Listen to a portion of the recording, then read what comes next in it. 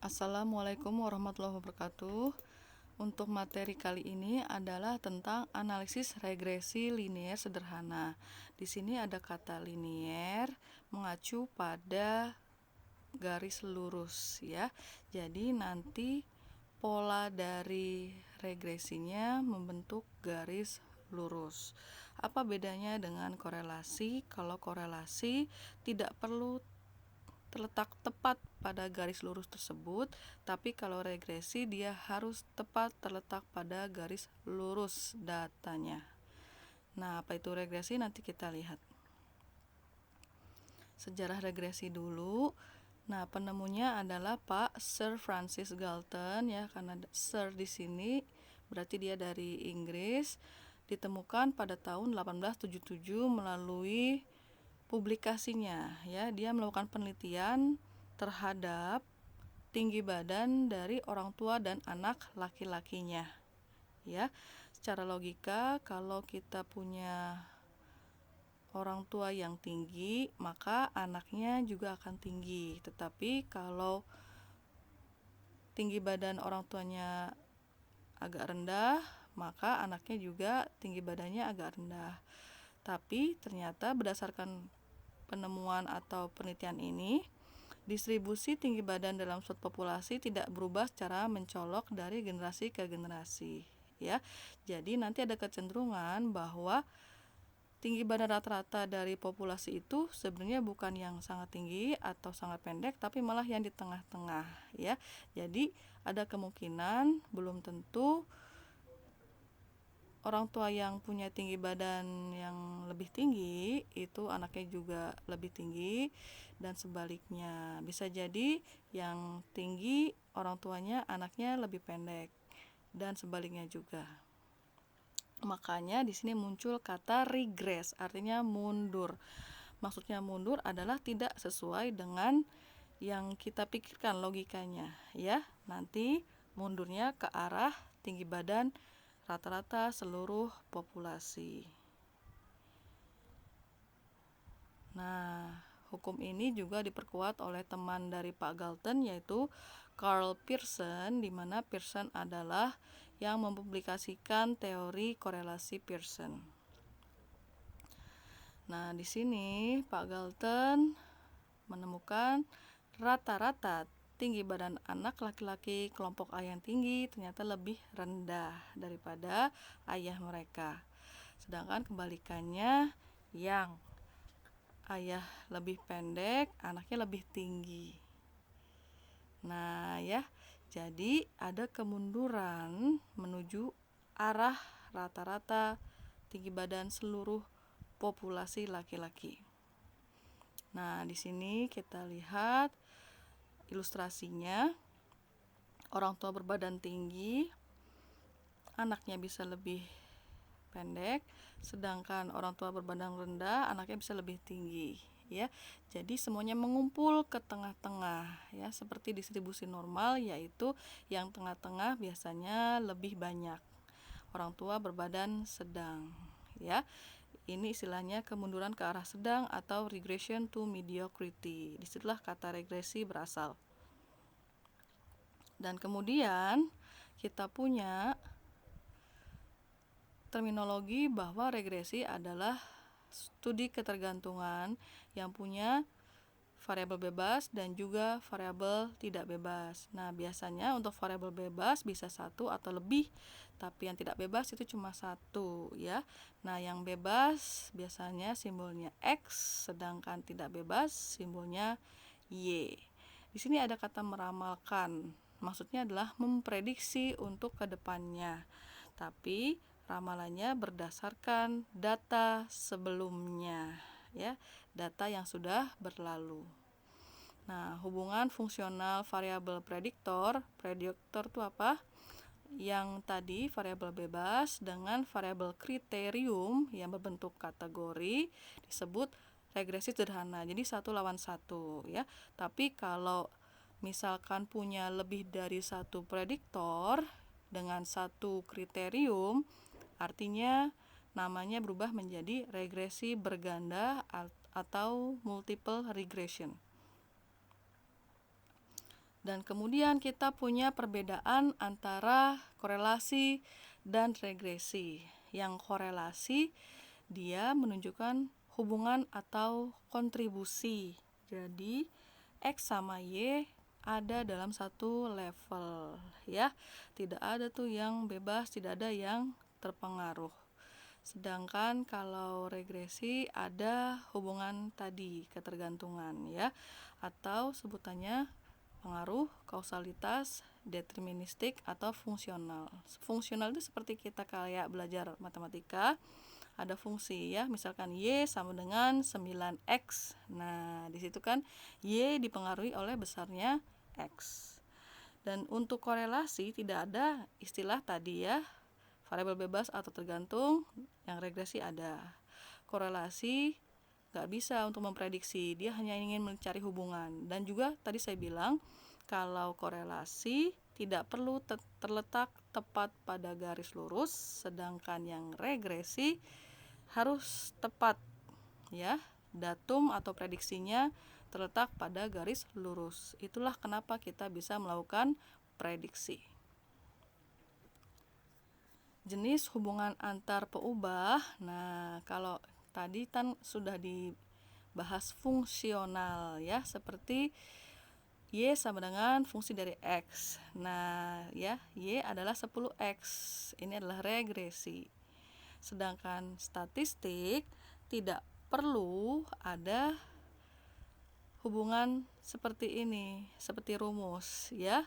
Yang penting amatan tidak jauh, tidak jatuh pas pada kurva sudah cukup ya, itulah adalah korelasi. Kalau kita lihat di bawah ini adalah rumus model regresi sederhana. Kenapa sederhana? Karena cuma punya satu X, satu variabel bebas. Nah, mirip apa rumusnya? Mirip dengan rumus persamaan garis lurus ya. YI sama dengan beta 0. Beta 0 ini tidak punya X, berarti dia adalah konstanta, ditambah B beta 1 dikali XI ya. XI ini adalah variabel bebas. Nah, lagi ditambah epsilon I. Nah, epsilon ini apa? Nanti kita lihat. I adalah 1, 2, sampai ke N ya. Tergantung beberapa persamaan yang dibutuhkan. Di sini kita lihat gambaran hubungan antara beta 0, beta 1 dan juga X, Y ya.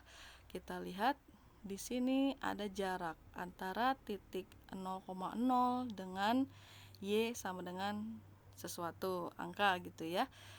Nah, kelihatan nih, konstanta itu diperlukan, posisinya ada di dalam persamaan tersebut karena tidak ada syarat dalam suatu persamaan garis lurus bahwa garis tersebut harus dimulai dari titik 0,0. Tidak ada syarat ya. Jadi bukan 0,0 pun juga boleh. Maka disitulah peran dari konstanta atau beta 0 untuk memberitahukan dari manakah posisi titik pertama kali berada. Baru ke atasnya menggunakan beta 1 ya. Pergerakan 1 unit dari X akan meningkatkan beta 1 unit ya, dari ini, dari sumbu Y ya. Maka akan terus ke atas seperti itu, membentuk garis lurus. Kemudian kita lihat apa itu epsilon ya. Tadi ada beta 0, sekarang simbolnya biar gampang adalah A. Sedangkan beta 1 simbolnya sekarang adalah B. Nah, A di sini tadi konstanta atau intercept, perpotongan ya, intercept dengan sumbu tegak. sedangkan B koefisien regresi, ya. Nah, epsilon adalah nilai residu. Residu dari apa nih? Nanti kan kita akan melakukan prediksi. Prediksi tersebut didasarkan atas observasi. Ya, observasi itu data yang sudah kita kumpulkan. Nah, tetap harus dibandingkan apakah perbedaannya banyak atau sedikit. Semakin sedikit berarti insya Allah model prediksi kita mendekati keadaan yang sesungguhnya. Ya, seperti itu. Rumus dari B atau koefisien regresi mempunyai 1, 2, 3, 4 sigma, ya. Sigma ini mempunyai kolom, yaitu kolom XY, kolom X, kolom Y, dan juga X kuadrat. Ya, tinggal nanti kita lihat tabelnya seperti apa. Setelah dicari B, baru kita cari A. Di dalam A ada rumus, nah ada B-nya, maka B dicari lebih dahulu. Di sini membutuhkan sigma Y dan sigma X. Nah, kelihatan nih, sigma Y kuadrat tidak diperlukan. Ya, sigma Y kuadrat tidak diperlukan. Untuk residu atau residual, selisih antara predicted dengan observed, ya, tadi yang diamati.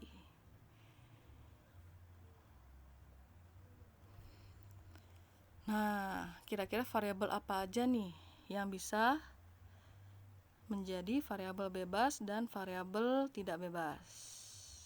Nah, tadi ya, tinggi badan orang tua dengan tinggi badan anak. Pendapatan terhadap konsumsi rumah tangga. Harga terhadap penjualan barang. Tingkat upah terhadap tingkat pengangguran. Tingkat pengangguran terhadap tingkat kemiskinan dan biaya periklanan terhadap volume penjualan perusahaan. Apa kesamaan dari 6 contoh ini? Nah, hubungannya itu tidak setara. Ada yang mempengaruhi, ada yang dipengaruhi. Dan itu tidak bisa terbalik, tidak bisa dibalik. Contoh, misalkan yang mana ya? Nah, tinggi badan aja ya, yang tadi sudah dibahas. Tinggi badan orang tua mempengaruhi tinggi badan anak. Tapi, apakah kebalikannya? Tinggi badan anak mempengaruhi tinggi badan orang tua. Wah, agak aneh kalau gitu ya. Karena kan orang tua yang lebih dulu ada dibandingkan anaknya. Seperti itu maksudnya. Nah, sekarang kita masuk ke contoh kasus untuk melakukan analisis regresi linier sederhana dulu ya. Ya, memang ini adalah yang sederhana. Untuk yang berganda mungkin di lain kesempatan. Di sini kita lihat apakah terdapat pengaruh positif antara iklan dan penjualan pada perusahaan-perusahaan di Kabupaten Watergold. Ceritanya ada manajer pemasaran yang melakukan penelitian, ya. Dia ingin menghubungkan antara iklan dengan penjualan. Kira-kira nih, berapa sih banyaknya iklan atau promosi yang diperlukan jika ingin mencapai suatu target penjualan tertentu, ya. Kabupaten Watergold itu apa? Banyumas. Parodinya ya. Oke, kita punya 8 perusahaan ceritanya. Nah, alfa 5% diambilnya yang biasa, yang sudah familiar. Uji satu sisi. Kenapa uji satu sisi? Karena di sini ada kata positif. Jadi sudah ada kecenderungan. Kayaknya nanti akan dibandingkan nilai-nilai yang positif. Maksudnya positif gimana? Korelasi searah. Iklan tinggi, harapannya penjualan juga tinggi, seperti itu. biasa ya. Untuk melakukan penelitian ada judulnya, lalu ada pertanyaan penelitian yang ingin dijawab setelah uji hipotesis tersebut. Nah, hipotesis penelitian yang kita taruh di H1. Kebalikannya berarti di H0. Tinggal diapain? Kalau ini ada kata terdapat, tinggal tambahin kata tidak. Untuk H0-nya tidak terdapat bla bla bla. Kriteria penerimaan hipotesis. Nah, kita punya kata signifikan di sini ya. Berarti pergerakan antara suatu biaya promosi jika ditingkatkan itu juga harus secara signifikan meningkatkan penjualan. H0 diterima jika B tadi atau beta 1 ya kurang dari atau sama dengan 0. Dan T hitung, nanti insya Allah ada uji T juga, kurang dari atau sama dengan T tabel. Sedangkan H1 diterima jika kebalikannya, B lebih dari 0, T hitung lebih dari T tabel. Tapi yang untuk uji T saya sarankan menggunakan grafik distribusi ya. Nah, kenapa sih tandanya seperti ini? Karena untuk B tadi inginnya positif. Kalau dia positif lebih dari 0, maka H1 diterima. Tapi kalau kurang dari 0 sudah jelas ya, negatif, tidak positif. Tapi kalau sama dengan 0 juga tidak positif, maka dia hanya ingin yang B positif. Oke.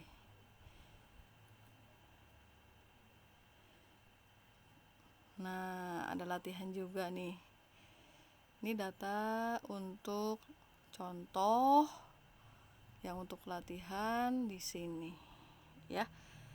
Coba ditelusuri berbarengan dengan melihat contohnya.